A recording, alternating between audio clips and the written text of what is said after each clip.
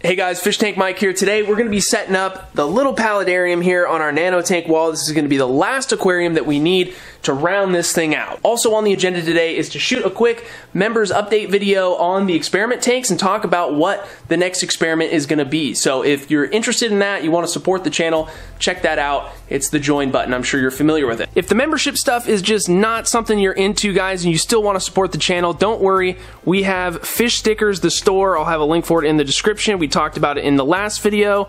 I don't know why I can't get this new magnet off here. There we go. We also got the 5-pack stickers, the same ones in magnet form. So there were quite a few people talking about that. I know a lot of people aren't super crazy sticker people like me, but everybody's got a fridge, right? So check that out if you want to support the channel again. And if you are a member, I'm about to throw out a free shipping code that'll be for any order, any total amount, anything like that, just for everything on the store. So there's another benefit of being a channel member, guys, if this is something that you're into. Regardless, I think we're just gonna go ahead and do a free shipping code. I'll put it right here and it'll work on the 5-pack stuff, so the magnets or the stickers, and I think it'll be good for 2 days, guys. 2 days. But anyway, guys, thanks for bearing with me. Let's go ahead and get started on this tank.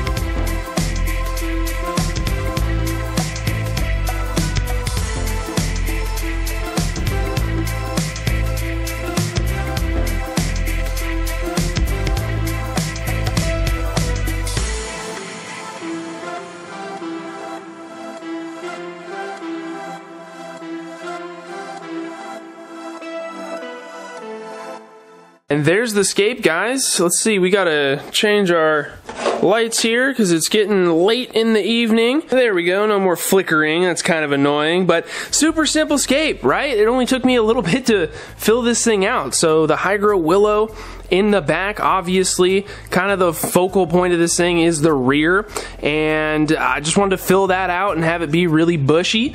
And then we went ahead and put some of the sawtooth hydro, or the mermaid, or whatever that plant is called, in the front. And then we just have the S. repens in the front, guys. Super simple. Only holds a gallon of water, so this will be something that we'll probably put a couple shrimp in at the end of the day. And since we will be putting something in here at some point, I'm just gonna put in a little bit of the Fritz nitrifying bacteria, just a tiny little splash here, to make sure that our nitrogen cycle is there. Although with something like this, with the plants up out of the water, the growth obviously of the plants being super aggressive, hopefully, fingers crossed, we probably won't have to worry about any sort of bacteria nitrogen cycle in here. What I mean by that is, like, the plants are gonna do most of the heavy lifting, okay? It's gonna be interesting to see how these plants do. I mean, they were already up out of the water, growing immersed in the case of the hydro willow, and so I don't think there should be much of a shock there.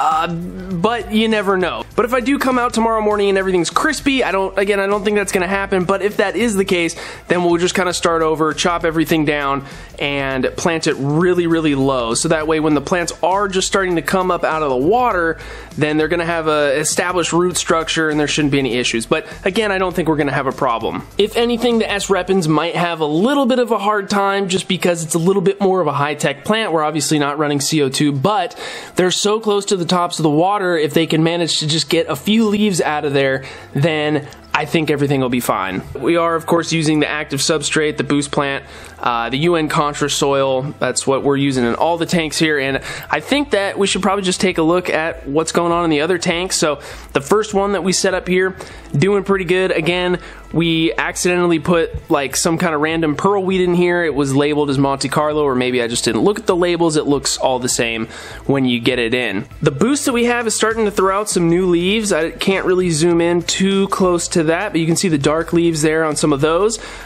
We were getting some yellowing, or we are getting some yellowing on some of the older leaves, but you know, it's a slow growing plant. It's going to take a while for it to totally mature. The hair grass is also doing really good. No CO2.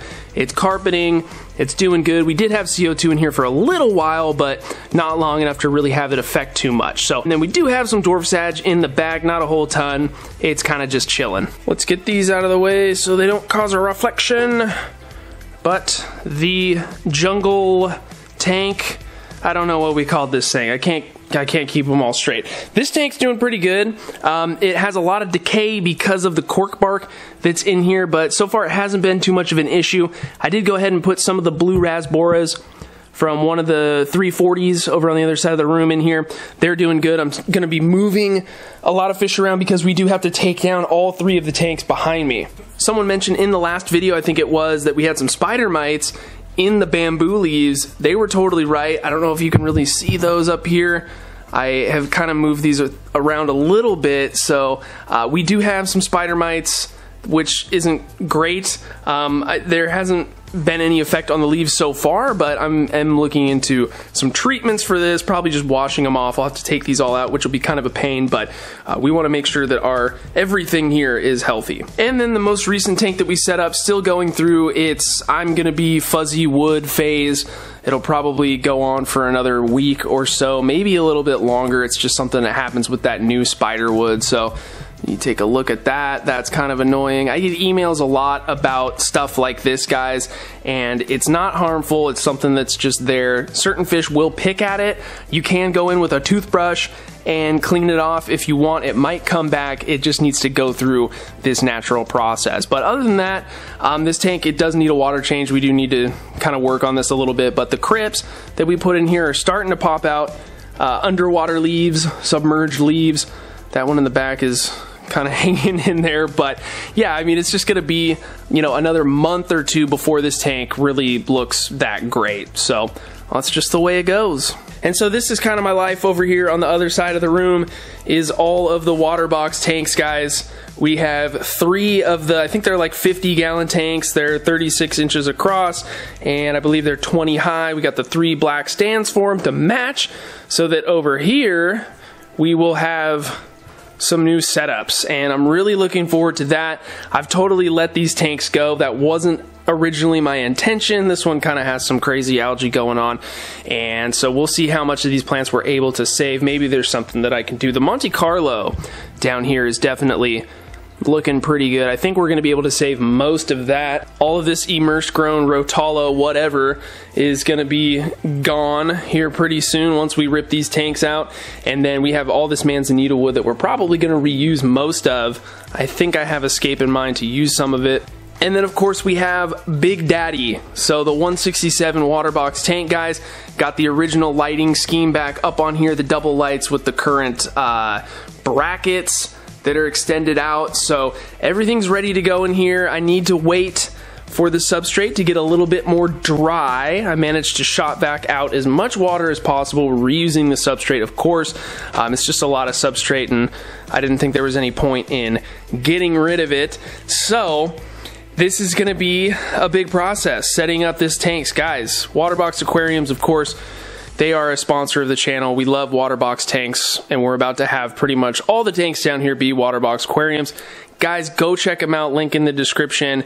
They help me out. They make this possible. So thank you very much. And thank you guys, of course. You're the most important part of this whole thing. Without you guys watching, I wouldn't be doing this. I have no idea what I would be doing. So just thank you for hanging in there with me and watching my videos for however long you've been watching them for. It is everything to me. But sorry if that was really sappy, but it's true. And so thanks once again, guys, for watching this video. I hope you're excited to see what new scapes we have. 1, 2, 3, 4 big scapes, and then the current tank over on the corner, which is where we got the willow from. All the plants are hanging out in there. We're gonna do something with that at some point. So we got a lot of work to do. I'm gonna get started here, and hopefully we can get it all done before the holidays. That's the goal. Thank you again, guys, for the 7th millionth time, and we'll see you in the next one.